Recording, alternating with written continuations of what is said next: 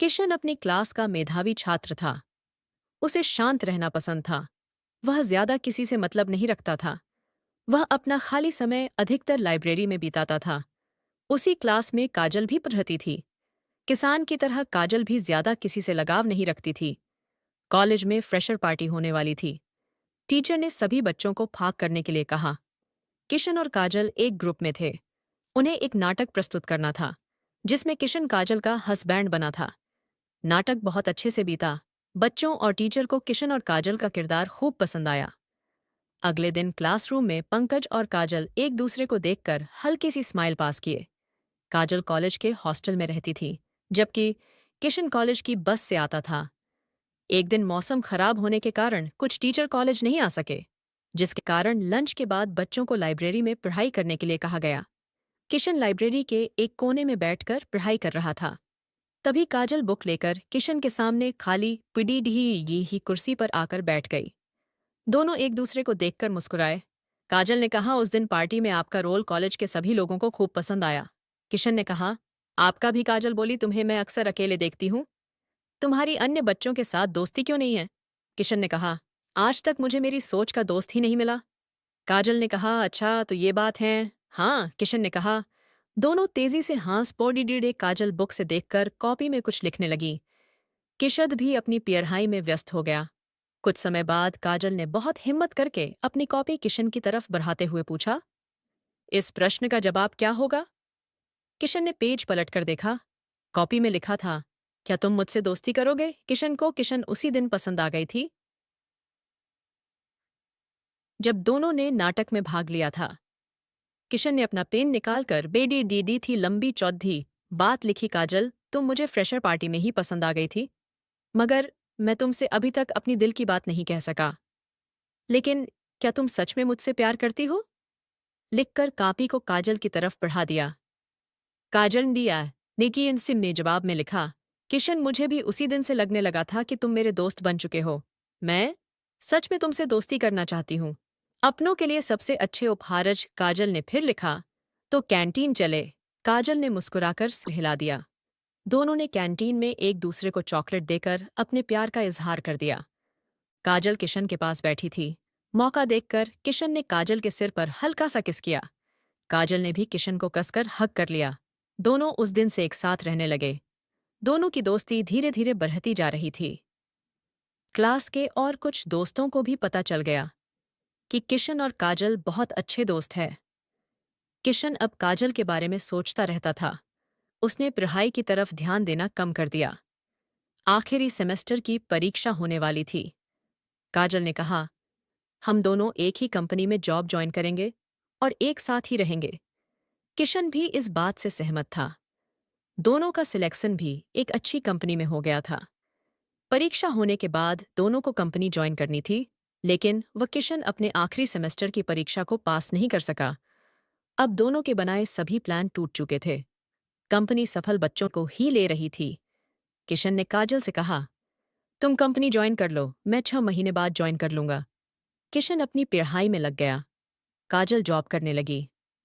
कुछ महीनों बाद जब किशन ने काजल से बात करने के लिए फोन किया तो काजल ने यह कहकर बात करने से मना कर दिया कि इस बार भी तुम फेल न हो जाओ, ज्यादा बात मत करो।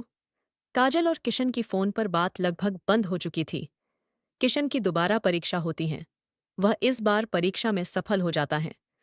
उस दिन वह बहुत खुश था।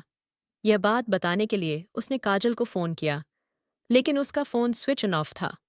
किशन ने सोचा, कोई बात नहीं, क्या पता काजल कंपनी में हो या फिर उसके फोन की बैटरी खत्म हो चुकी हो।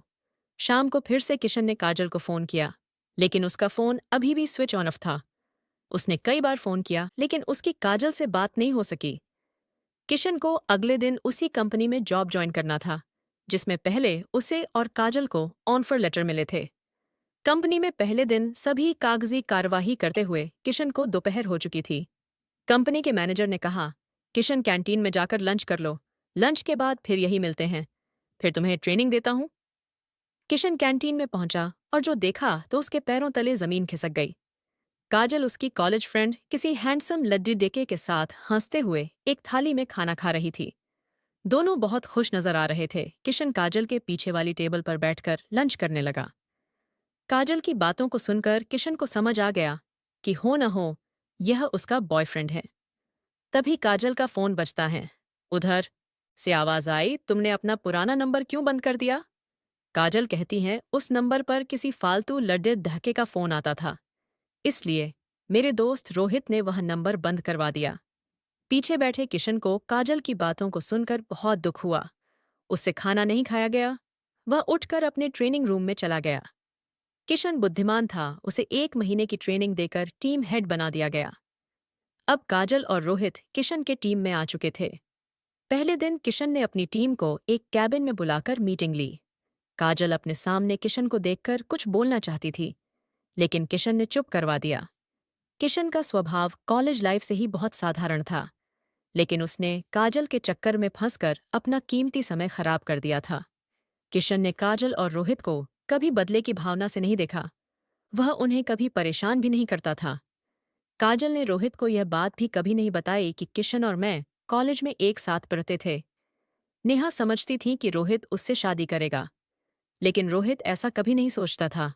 उसने काजल से टाइम पास के लिए दोस्ती की थी। कुछ दिन बाद रोहित ने इस कंपनी को छोड़ धकर किसी और कंपनी को ज्वाइन कर लिया। उसने काजल से साफ साफ बोल दिया कि हमारी तुम्हारी दोस्ती यहीं तक थी। मेरा रिश्ता हो चुका है, मैं कुछ ही दिनों शादी करने वाला हूँ। रोहित की बात सुनकर काजल को ऐसा लगा कि मानो वह पेटे इनी सैरनिया निये पर से नीचे गिर गई। अब वह कहीं की नहीं रही। एक दिन किशन कैंटीन में लंच कर रहा था। तभी सामने से काजल भी कैंटीन में आई। वह किशन के सामने जाकर कुर्सी पर बैठ गई। उसने किशन से कहा, सर मुझे माफ कर दो, मुझसे बहुत बड़ी गलती हो गई। किशन ने कहा, रोहित ने कंपनी क्यों छोड़ दी ये? दूदी काजल ने अपने और रोहित के बीच की सारी कहानी उसे सुना दी। किशन ने उसे इग्नोर करते हुए कहा, अच्छा तो लंच ओवर हो चुका है, मैं चलता हूँ, मुझे बहुत काम है। अब काजल टूट चुकी थी। एक दिन किशन ने एक कार्ड काजल को देते हुए कहा, मैं शादी करने जा रहा हूँ, ये मेरी शादी का कार्ड है, शादी में जरूर आना। शादी का कार्ड खोलकर देखा तो उसमें किशन और काजल का नाम लिखा था। काजल किशन के गले लगकर जोर जोर से रोने लगी। किशन ने कहा, तुमने मुझसे बात न करने के लिए अपना फोन नंबर भी बदल लिया, लेकिन मैं प्रतिदिन तुम्हें फोन करने की कोशिश करता रहा। कंपनी के पहले दिन ही मैंने तुम्हें और रोहित को कैंटीन में साथ साथ लंच करते हुए देख समझ गया था। मैंने तुम्हें भुलाने की बहुत कोशिश की, लेकिन मेरे दिल से तुम्हारा प्यार नहीं निकल सका। काजल रोते हुए बोली, मुझे माफ कर दो प्लीज। किशन ने काजल को अपने गले से लगाते हुए कहा, मेरे जीवन साथी, यह तुम्हारी पहली और आखिरी गलती है। दोस्तों, यह थी हमारी अनोखी कहानी। अगर आप लोगों को मेरी यह वीडियो पसंद आई हो तो चैनल को सब्सक्राइब जरूर कर ले और बेल नोटिफिकेशन ऑन कर ले। दोस्तों, प्यारा सा कमेंट करके बताएं कि आपको मेरी स्टोरी कैसी लगी। कल मिलेंगे एक और वीडियो के साथ। धन्यवाद।